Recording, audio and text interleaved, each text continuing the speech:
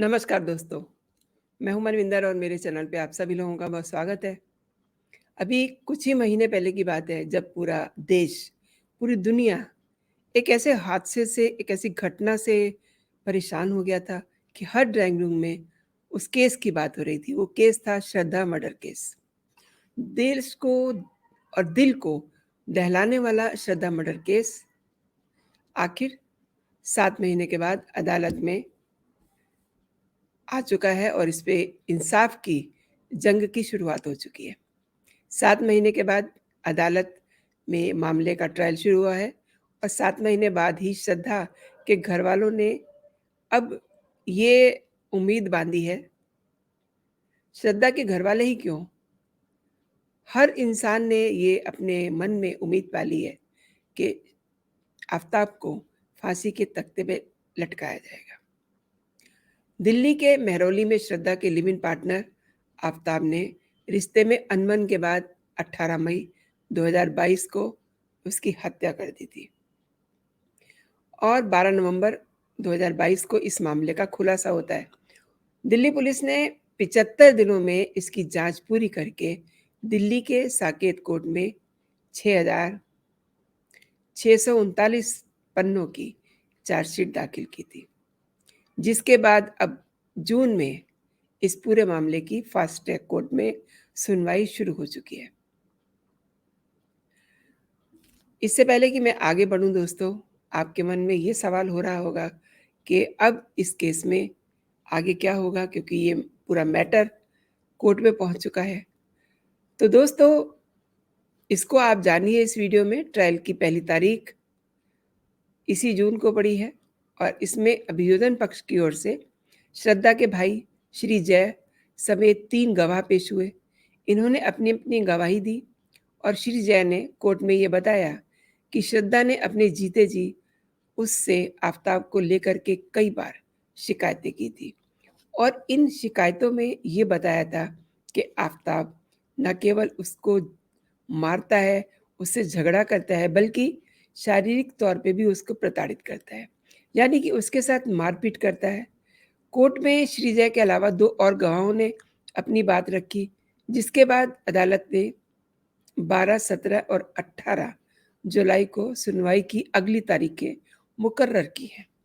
इन तारीखों पर जहां बचाव पक्ष के वकील गवाहों से जिरह करेंगे, वहीं कम से कम 15 और गवाहों के बयान भी दर्ज किए जाएंगे। अब सबसे बड़ा सवाल ये है कि आखिर ये पूरी की पूरी कानूनी प्रक्रिया कितने समय में पूरी कर ली जाएगी। अगर लोअर कोर्ट में आफ़ताब को गुनहगार पाया जाता है और उसकी करतूत को देखते हुए उसे फांसी की सजा दी जाती है, तो उसे सचमुच फांसी पर लटकाए जाने में कितना वक्त लगेगा। हाई कोर्ट, फिर सुप्रीम कोर्ट और इस मामले में अपना आखिरी फैसला सुनाने में कितना समय लेगा, इसमें अभी किसी ने विचार नहीं किया है। ये बहुत लंबी प्रक्रिया है और अगर हाई कोर्ट और सुप्रीम कोर्ट भी उसकी सज़ा को बरकरार रखता है, तो फिर आखिर कब तक उसे फांसी होगी, ये भी एक सवाल है। जाहिर है इन यक्ष प्रश्नों का साफ-साफ जवाब क्या है, फिलहाल ये किसी को नहीं पता। लेकिन श्रद्धा के पिता की तरफ से अदालत में इस मामले की पैरवी कर रही वकील सीमा कुशवाहा को ये उम्मीद है कि आफ़ताब को फांसी कम से कम उतना वक्त नहीं लगेगा जितना निर्भया के गुनहगारों को फांसी के फंदे तक पहुंचाने में लगा था। अब ये इन वकील साहिबा का अंदाज हो सकता है, लेकिन जिस तरीके से न्यायिक प्रक्रिया चलती है, उस तरीके से इनका ये सोचना गलत भी हो सकता है। वैसे लोअर कोर्ट से फैसला आने के बाद आफ़ताब के पास कोर्ट जाने के लिए अधिकतम 3 महीने का वक्त होगा और अगर हाईकोर्ट से भी फैसला उसके खिलाफ आ जाए, तो सुप्रीम कोर्ट जाने के लिए उसे और 3 महीने मिलेंगे। इसके बाद सुप्रीम कोर्ट का फैसला और फैसले के बाद दया याचिका, उसके बाद तमाम सारे ऑप्शन रहते हैं जिसको फांसी की सज़ा सुना दी जाती है। दया याचिका है, क्यूरेटिव पिटीशन है, रिव्यू पिटीशन है, तमाम सारी प्रक्रिया चलेंगी और हो सकता है इसके बाद आफ़ताब राष्ट्रपति के पास भी अपनी अर्ज़ी लगाएँगे और कहीं अगर वो अर्ज़ी ख़ारिज हो गई, तो फिर ज़ाहिर है कि सुप्रीम कोर्ट से ये प्रक्रिया काफ़ी लंबी है। हालाँकि वॉलकर परिवार के वकील को ये लग रहा है कि चूँकि निर्भया के मामले में मुलज़िमों की तादाद 4 थी, इसलिए वो मामला ज़्यादा लंबा खिंच गया। लेकिन इस मामले में शायद ऐसा ना हो, शायद। वैसे आपको मैं याद दिला दूँ कि जो एडवोकेट सीमा कुशवाहा श्रद्धा के परिवार की ओर से अदालत में मामले की पैरवी कर रही हैं, वही सीमा कुशवाहा वकील के तौर पे निर्भया के गुनाहगारों को फांसी के फंदे तक पहुंचा चुकी हैं। श्रद्धा के पिता विकास वालकर की वकील सीमा साल भर के अंदर आफताब के फांसी की उम्मीद तो जता रही हैं, लेकिन साथ ही इस मामले के टाइम बाउंड हेयरिंग पर नहीं होने की वजह से अफसोस भी जता रही हैं। कहने का मतलब ये है, आप ये समझ लीजिए कि इस मामले की सुनवाई फास्ट ट्रैक कोर्ट में चल रही है, लेकिन इसकी टाइम बाउंडिंग जो है, हेयरिंग नहीं हो रही है। ऐसे में ज़ाहिर-सी बात है, ऐसे में फास्ट ट्रैक के कोर्ट में भी इस मामले की सुनवाई पूरी होने में ठीक कितना वक़्त लगेगा, ये पक्के तौर पे नहीं बताया जा सकता। और श्रद्धा के परिवार ने कुछ इसी इरादे से अदालत में अलग से एक अर्ज़ी लगा कर के इसकी टाइम बाउंडिंग हियरिंग की अपील की है। इस मामले की जांच में दिल्ली पुलिस ने आफताब के खिलाफ सैकड़ों सबूत, गवाह इकट्ठे किए हैं, जिन्हें एक-एक करके अदालत के सामने पेश करने की तैयारी है। अब इस मामले में गवाहों की तादाद 200 के करीब है। वहीं सबूतों के तौर पे कई ऐसी चीज़ें हैं, जिन्हें देखते हुए ये लगता है कि आफताब फांसी की सज़ा से बचना नामुमकिन है।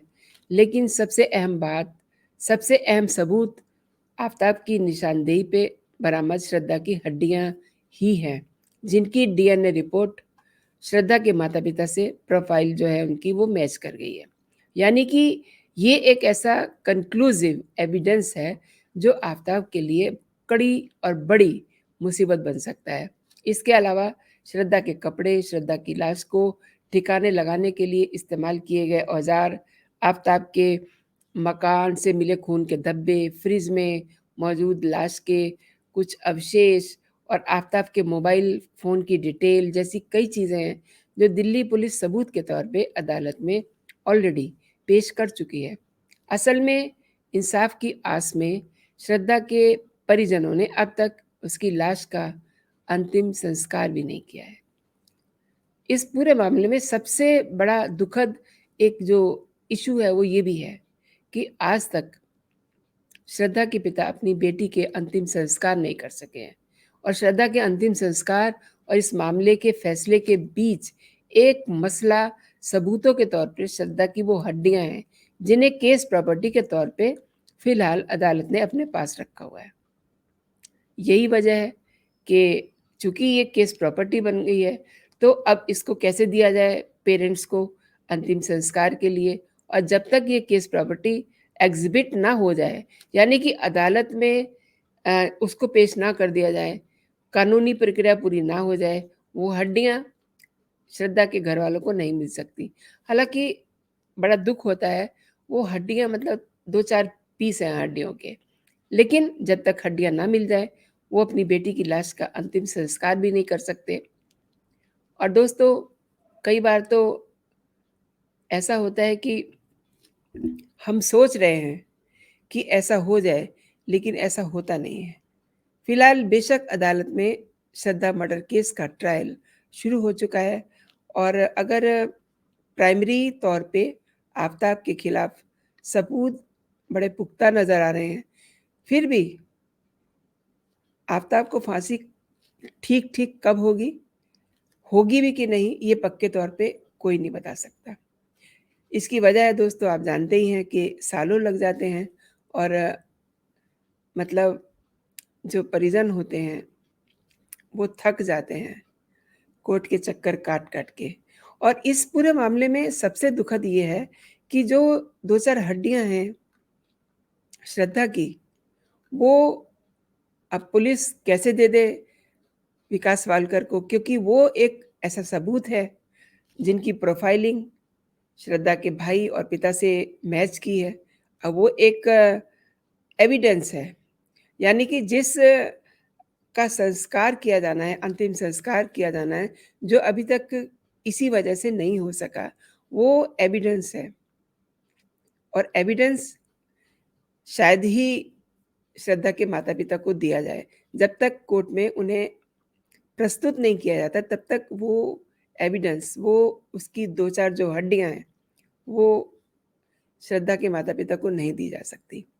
तो दोस्तों, ये केस शुरू तो हो गया है, लेकिन अभी भी इस मामले में क्या होगा, क्या नहीं होगा, किस तरीके से होगा, कितना टाइम लगेगा, इसका टाइमलाइन क्या होगी, किसी को कुछ पता नहीं है। क्योंकि कोर्ट की प्रक्रिया है, सज़ा तो ज़रूर होगी और फांसी की सज़ा ही होगी, लेकिन कब होगी, ये किसी को नहीं पता। तो दोस्तों, आपका आज का दिन शुभ हो, आप खुश रहें, स्वस्थ रहें और मेरे साथ आपने ये वीडियो देखा है। अगर आपको ये पसंद आया हो तो आप इसे अपने दोस्तों में शेयर कीजिए। एक और बात, अगर अभी तक आपने मेरा चैनल सब्सक्राइब नहीं किया है, तो आप इस चैनल को सब्सक्राइब कर लीजिए, बेल आइकन दबाइए और अगर ये वीडियो आपको पसंद आ रहा है तो इसे भी आप लाइक का बटन दबाइए। अपना ख्याल रखिए, खुश रहिए, स्वस्थ रहिए। जय हिंद, जय भारत।